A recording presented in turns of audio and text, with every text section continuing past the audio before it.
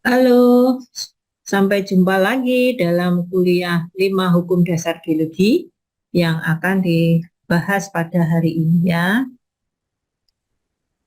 Nah, dalam ilmu geologi, hukum-hukum dasar geologi sangatlah penting dan merupakan dasar dalam mempelajari ilmu geologi.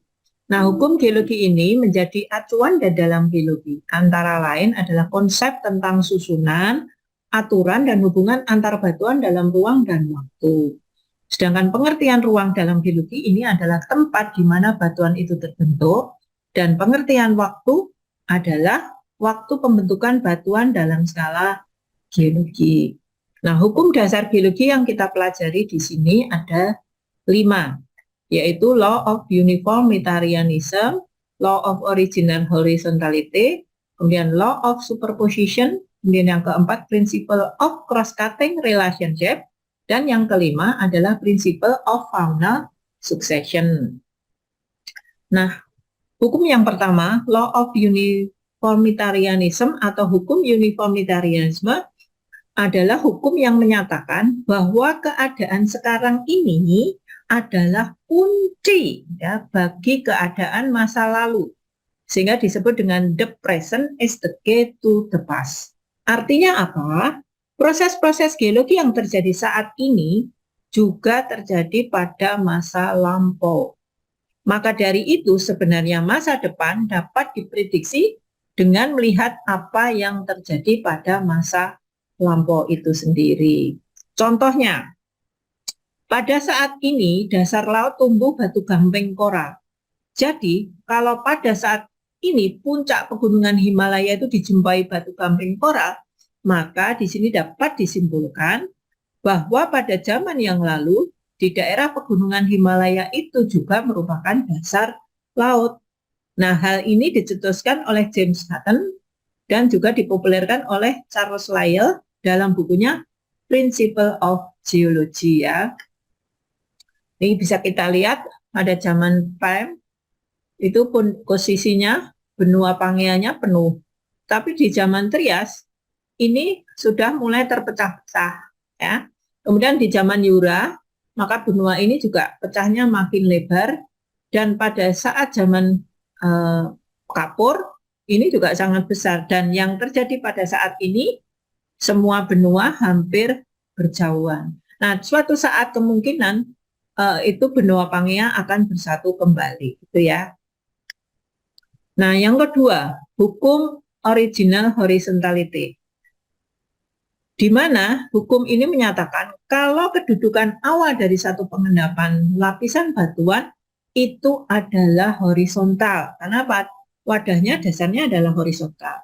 Kecuali kalau pada tepi cekungan yang memiliki sudut miring, ya toh, kemiringannya asli atau initial dip, maka dia memang nanti bentuknya akan cekung karena dasar cekungannya memang menyudut. Nah, kalau kalian bisa lihat gambar ini, ya pertama-tama itu ini datar, datar, datar, datar karena adalah horizontal.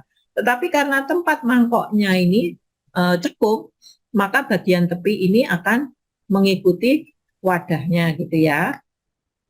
Nah, kalau sekarang dijumpai batuan sedimen dengan kedudukan lapisan miring, berarti batuan tersebut sudah dipengaruhi oleh deformasi gaya tektonik. Nah, ini kita bisa lihat, ini awalnya mendatar, kemudian dia miring, karena wadahnya memang miring seperti ini. Kalaupun dia suatu saat tererosi, maka kemiringan ini masih sama. Kemudian ini juga contoh di Grand Canyon, ini awalnya adalah horizontal, tetapi saudara bisa melihat di sampingnya ini sudah miring ya, atau menyudut seperti ini ya. Sampai di sini jelas ya. Oke. Kemudian yang ketiga, Law of Superposition atau hukum superposisi. Hukum ini diusulkan oleh Steno dan James Hutton dengan bunyi pada sekuen lapisan yang belum terganggu, ya, batuan yang tertua atau yang terendapkan paling awal akan berada paling bawah. Jelas ya? Jadi yang awal itu ya bawah gitu ya. Dan batuan yang termuda atau yang terendapkan paling akhir itu akan berada di paling atas. Atau the lower is the older, the upper is the younger. Nah, saudara bisa melihat di sini ada gambar, yang merah ini adalah batuan yang tertua karena dia diendapkan paling awal. Sedangkan yang kuning ini adalah yang paling muda, ya. Oke, ini adalah John Hutton zaman lampau. Bisa kita lihat beliaunya cukup profesional, ganteng ya. Nah, ini contohnya juga hukum superposisi. Ini di sini kalau saudara bisa lihat lapisan yang pertama ini paling tua, kemudian di time kedua, yang kedua ini, time ketiga seperti ini, time keempat seperti ini ya. Yang time kelima, maka yang 5 atau warna apa ini, abu-abu atau ungu ya, ini adalah yang termuda. Demikian juga kalau satu batuan suatu saat dia mengalami lipatan atau ada gaya tektonik, maka dia akan bisa tertekan atau bahkan berputar.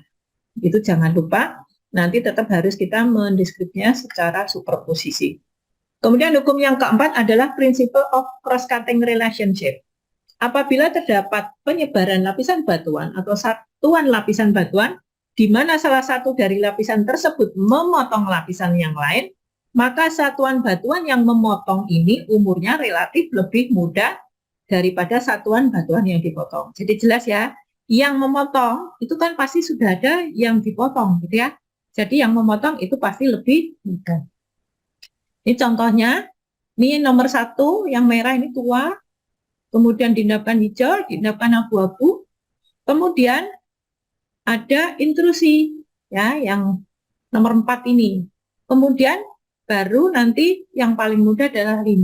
Atau ini gambar yang di sebelah, ini ada lapisan 1, 2, 3, 4, kemudian dia diintrusi, maka inilah yang paling muda. Jelas ya? Sampai di sini. Ini contoh, ada lapisan batuan, kemudian ada sesar, maka sesar ini adalah yang muda. Kemudian ini ada juga contohnya lagi, ini E yang paling bawah, C yang hitam kemudian hitam, kemudian diendapkan yang B atau kuning, kemudian ada intrusi ya, D, kemudian baru diendapkan A. Ini yang paling muda adalah yang A ya, yang paling tua adalah E. Nah, A dengan D ini yang tua adalah D ya, karena dia setelah melakukan intrusi maka dia terendapkan A, gitu ya. Oke. Kemudian hukum yang terakhir atau yang kelima itu adalah principle of faunal succession. Di sini Bapak William Smith atau Bapak Gilbert Zarah mengamati lapisan batuan yang dapat diidentifikasi dengan fosil yang terkandung ya. Disebutkan karena adanya evaluasi berbagai fosil yang terawetkan di dalam satu segmen batuan, penampakan fisiknya bisa berubah karena waktu. Bisa juga digunakan untuk melakukan korelasi antar daerah. Ini bisa lihat, kita lihat ada singkapan yang pertama, ini adalah singkapan yang kedua, maka kita temukan fosil yang sama, maka dapat ditarik kesimpulan korelasi. Oke, ini contoh yang kedua, kita lihat fosilnya yang sama, ini juga akan kita tarik sebagai korelasi. Kemudian ini di singkapan yang ada 1, 2, 3, ini juga sama, kita akan bisa melihat apakah ditemukan gastropoda, apakah krinoid, apa koral, apa amonit, maka saudara akan bisa menarik sebagai korelasi. Demikian apa yang saya sampaikan, 5 hukum dasar geologi bisa dipakai sebagai tambahan ilmu untuk geologi dasar. Terima kasih. Selamat siang. Assalamualaikum warahmatullahi wabarakatuh.